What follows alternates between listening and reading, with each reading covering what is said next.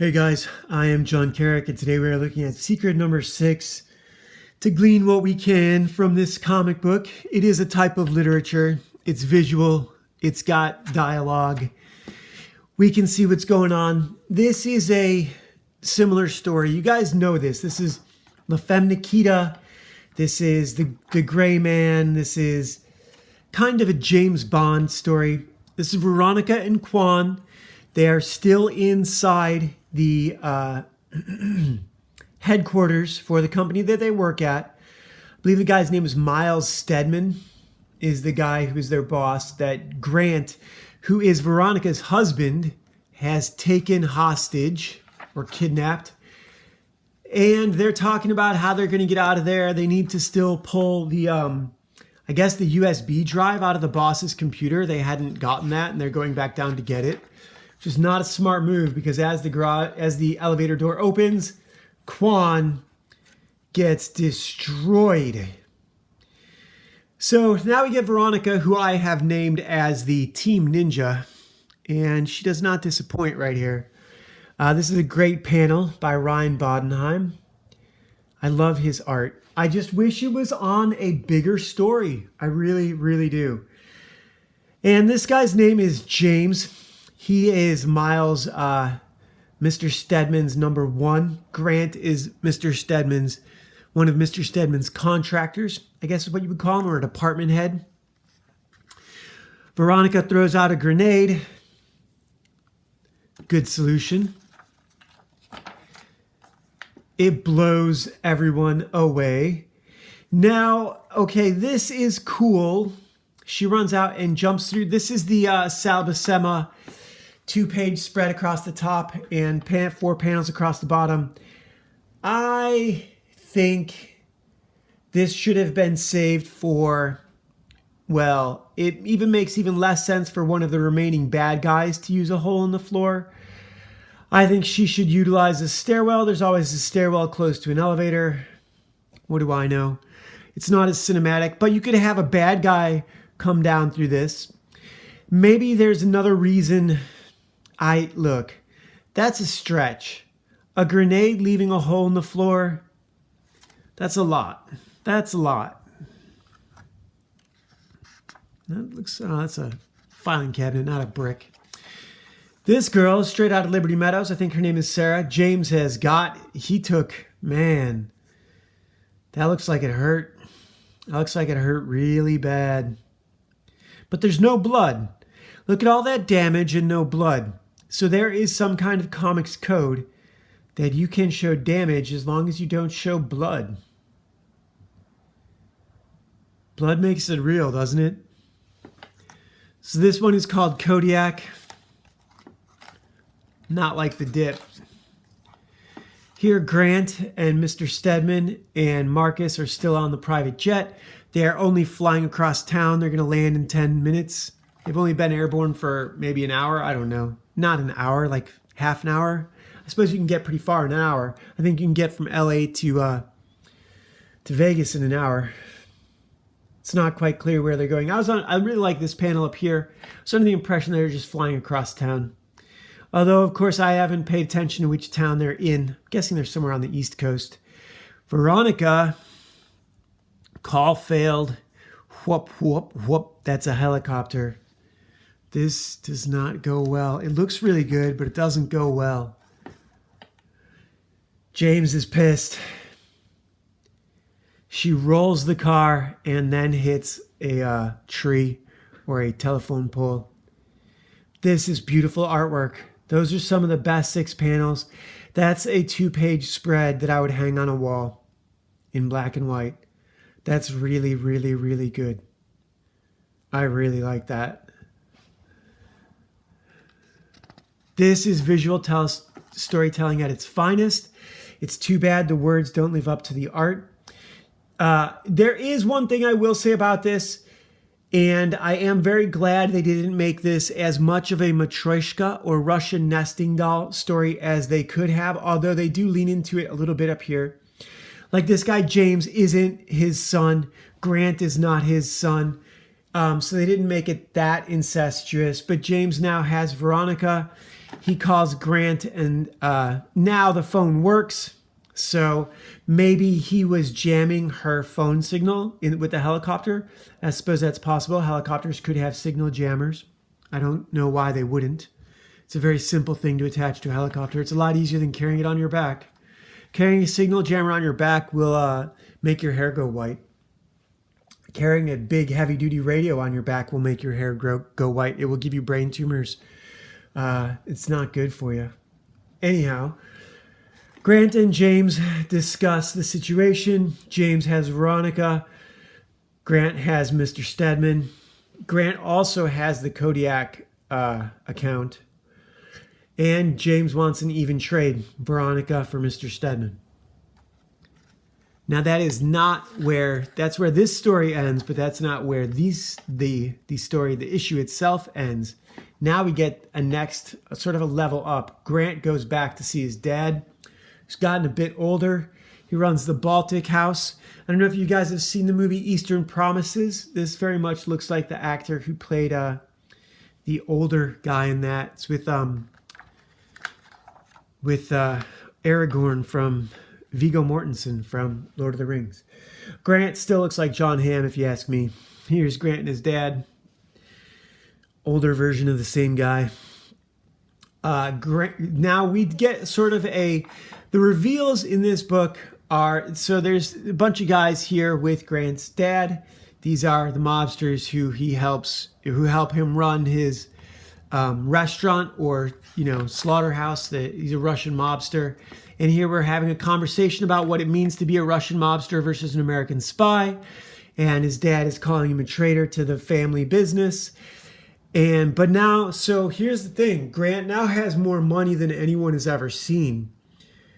And Marcus comes in and kills all of his dad's henchmen. And we do get this shot of Grant's hand where his father cut off his finger way back.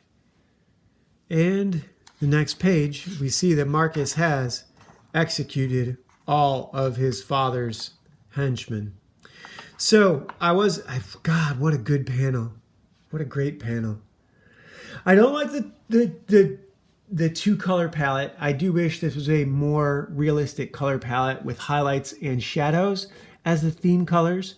I personally feel that's the way to do it. That's the way I like to do it. I'm not a master by any stretch of the imagination, but that's the way I would work if I were a film director. I wouldn't use heavy gels on the lights. I would use gels on the highlights and shadows.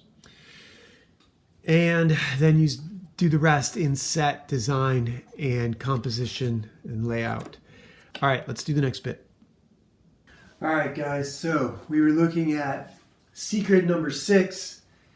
And as we saw at the very end, they ended up at Grant's father's restaurant. And this is all over a massive amount of money that's been stolen from the intelligence agencies of the United States and Russia. His father works for the Russian mob, or is the Russian mob in America, and sees his son as a traitor to the family. And so now the son has brought home a massive windfall and murdered all of his father's longtime teammates, compatriots, employees, family, friends. This does have the feel of, there is a fad in modern fiction called the Matryoshka, or the Russian nesting doll fad. It was really on display in Memento, but it runs throughout all of Christopher Nolan's work. You see it in Batman, in the new Batman, in the League of Shadows, and how they had his father killed. You see it in Batman 89, when the Joker is the one who killed Batman's parents. You see it in the new Joker movie with Joaquin Phoenix, when Batman is Joker's half-brother. You see it in Memento. You see it in Inception. It's anywhere that you see these... You see everything inverted on itself. Like it's Long Legs, the new movie Long Legs, where the bad guy, Nicolas Cage, was living in that girl's basement. That would be like if Hannibal Lecter was living in Clarice Starling's basement. That's the Russian nesting doll effect in fiction. And it's not necessary. It's better to have a little bit of chaos, a little bit of randomness. You can always have prophecy, like Achilles in Troy, or Conan, Or there's a million stories, 8mm or 7. Those don't have to be Russian nesting doll stories. And if they were, it would be a lot worse. It's a much better story the way it is. So I believe that there's an element of randomness and chaos in story that's to be embraced. And if you make everything you tie everything up too tightly, it ceases to become organic. It becomes forced. And it feels deceptive. It feels manipulative as an audience member. And so, yeah, some of this I'm actually thinking out right now out loud. Yeah, but that's the truth of it. It does have that feel to it. You know, the Terminator and the Matrix both lean so hard against that. Like, the Terminator is all about no fate but what you make. And the Matrix is, I don't believe in, you know, that I'm not in control of my destiny. So destiny with the main character, for me, fiction has to feel organic. Yes, you want to tell a story and have a theme and have a central through line, a plot, but at the same time, give the characters room to grow. When I write, it's channeling. That's a terrible way to phrase it, but I think that's what a lot of the best writers do. They let the characters make the decisions, and I can sort of discard the first or second or third decision if it doesn't feel true to the character. If it feels convenient, if it feels forced, I usually don't go with that, you know. Last night I didn't write. Last night I was drawing, so I might include that at the end here. I might not. I sent it over to Jay, and he corrected. Like, I had the girl's upper arm way too long, so he shortened that up for me. She was sitting with her legs crossed. I had to fix that. He also shrunk down the guy's hands and feet, and I think he overdid it. And maybe they are too big. I think the hands are supposed to be the size of the face. I think I probably made them too big, but I think he probably made them too small. So we'll see. I'm sure there's a middle ground to be had. I don't know if I'll get it done before I get this posted or not, but we will see. Today's conflicted card is the Queen of Diamonds, and this says, if it's the end of the world, the collapse, end of the world, you know, like everything's gone wrong, where would you go to procure resources? What around you? What special places? You know, hospitals are really good. They have they have their own generators. They have their own water supplies, I believe. Industrial parks are really good if you have a key set, you know, because you can often find decent amount of food in a corporate kitchen, you know. I wouldn't go to a prison. That's one place I would not go. I don't know, there's lots of places. Distribution warehouses. The most important thing to do at the end of the world is to build a community, be part of a community, find a community, you know. It's going to be, I don't think we're going to get there. I don't think we're going to see that. The same way it's been raining in LA the last couple days. I didn't mention it yesterday, but rained all day today. Started raining last night, pretty much right after I finished this, I believe. So that's been nice. 3 weeks or 2 weeks of fire. You know, it's a little bit of rain is good. But yeah, let your writing feel organic. You'll always be more proud of it that way. When it feels forced, then the audience can call you out on it and say, why are you preaching to us? Why are you trying to dominate us? You don't want to be that guy. So, yeah, today's episode is brought to you by Legacy of a Mad Scientist and Legend of Ashley Fox. Amazing science fiction, fantasy novels, audiobooks, and ebooks for you on Amazon, here on YouTube, or on Smashwords.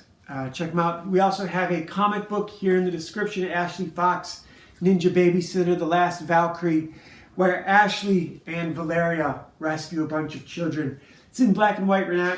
It's in black and white right now. We are working on a colored version of this, as well as new stuff. We're going to have new stuff in a zine and on a website, and we're working on a video game. All of it's coming along eventually, one day at a time. All right, see you guys tomorrow. Bye.